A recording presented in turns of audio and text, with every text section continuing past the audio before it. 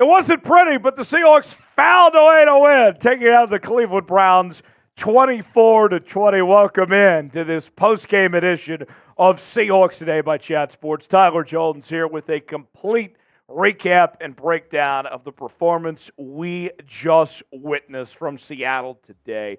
The Seahawks led at the halftime break. Browns made a run. Seahawks kind of got in their own way, making some mistakes, some self-inflicted wounds. But when push came to shove in the fourth quarter, they made the necessary plays, both defensively and offensively, to find a way to win this football game. Geno Smith, he was far from perfect. 23 of 37, 254 yards, 2 touchdowns, and 2 picks. But in crunch time, found a way to get the job done. The run game was inconsistent for much of the day. Kenneth Walker led the Seahawks in rushing with 8 carries for 66 yards. Zach Charbonnet had 5 carries for 53 yards. We even saw a touchdown run from Jake Bobo, which I'm sure that's what you all expected to see. The receiving game, man, Tyler Lockett really came out of the gates firing. And there was questions if he would even play or not off the injury that he had earlier in the week. He led the Seahawks in receiving 8 catches, 81 yards, and a touchdown. DK Metcalf had 5 catches, 67 yards. JSN, 3 catches for 31 yards and a touchdown, including a huge score late in this football game. And then Noah Fant also with some big plays as well, 2 catches for 32 yards. The injury front from Seattle, great news. The Seahawks had no players leave the game with injuries. Oh, what a relief. Breathe for a second, everybody. 1, 2, 3. Right? What a relief. Finally, no injuries to speak of. You win and you came out injury-free. Wasn't pretty, but here's the deal. Bottom line is this. You're 5-2. You don't have any injuries, and you're in first place in the NFC West. I'll take it. I will take it. I will not complain. I'll step away feeling really good. Sup for Dubs. We're going to be live on Tuesday for trade deadline coverage. And I would love to get to 44,000 subscribers. If you had a great time on our watch party, you ain't seen nothing yet. We're live for our watch parties every game day, our live shows each and every Wednesday, and for the trade deadline. The Seahawks, there's some rumors out there that they could be making a move come Tuesday. We're going to be live if it happens. We're going to be live as it goes on in real time. So join us on Tuesday. Subscribe now for free and help us get to 44,000 subscribers. Let's go over the numbers for your Seahawks here. Let's begin with Geno Smith. 23 of 37. There was a point in this football game where we were checking the live chat and you had these Seahawks fans calling for Geno's head and wanting to see Drew Lock. And Geno did not play great. Geno has not looked great the last couple of weeks. But when it mattered, in crunch time, Geno made the necessary plays.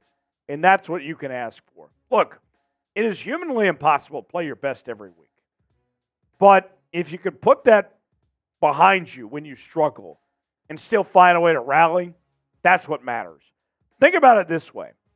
If Steph Curry for the Warriors goes 0 for 12 from the field, but he still hits the game winner, you're feeling good, right? That was Geno Smith today.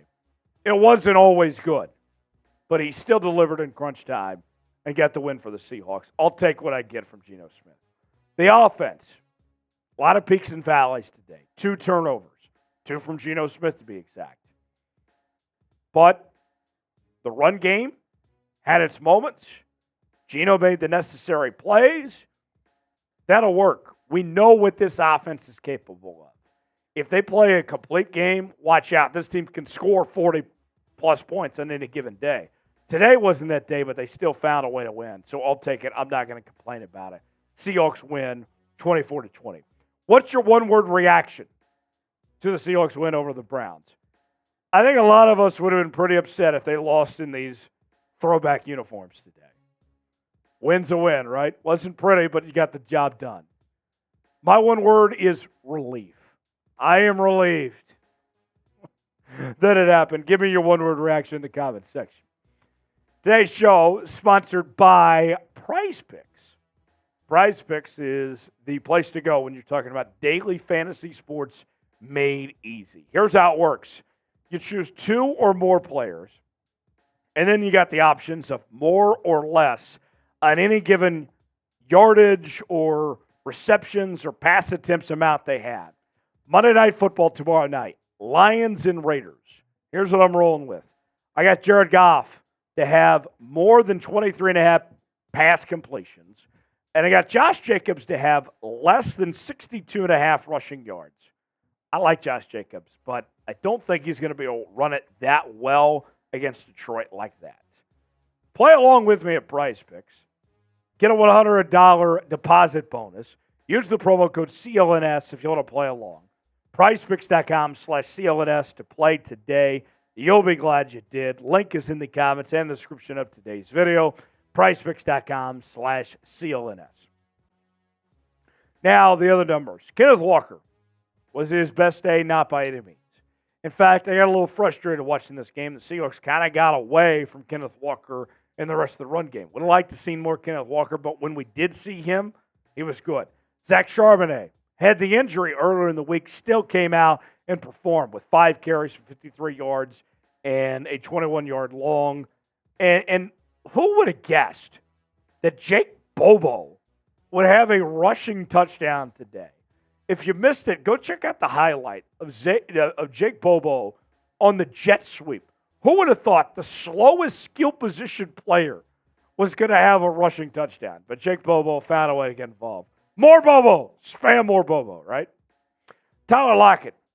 Man, for a guy that was injured earlier in the week, he delivered. 8 catches, 81 yards, a touchdown.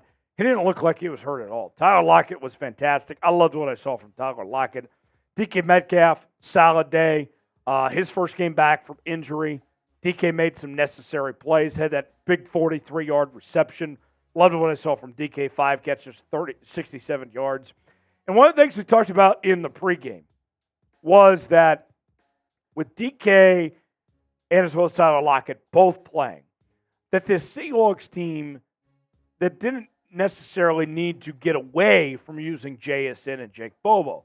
Just because your top receivers are back doesn't mean that those guys should see their roles decreased. Credit where credit's due. Getting JSN, getting Jake Bobo involved in different ways. JSN with some big catches down the stretch, 3 catches, 36 yards, and touchdown. I'll take it. Solid day from those guys, and you find me clapping. I'm sure you're clapping too. Who was the Seahawks MVP against the Browns? I mean, who are you going to go with? I mean, I could talk Julian Love. I could talk Rick Woolen. I mean, if we want to go offense, do we go Tyler Lockett? Who was it? Give me a name that comes to mind in that comments section. Defensively, this group, I got to tell you, this Seahawks defense is something special. They make the necessary plays.